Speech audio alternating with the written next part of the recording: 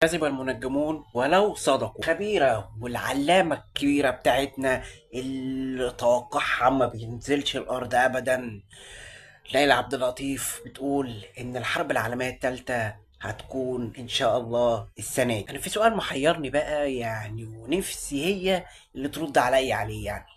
التوقعات بقى بتاعتها دي بتجيبها منين؟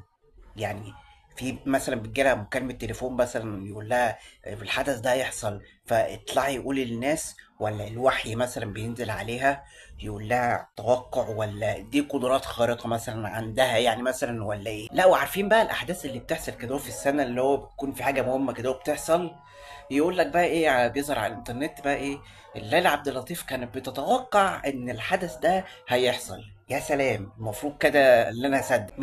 من الاخر دي شعوذه الكترونيه، وما فيش اي حاجه من اللي هي بتقولها هتحصل اصلا، ان كل ده هكس وكلام فارغ. وكل واحد يا ريت اللي هو يثق في كلام ربنا والمكتوب واللي هيحصل.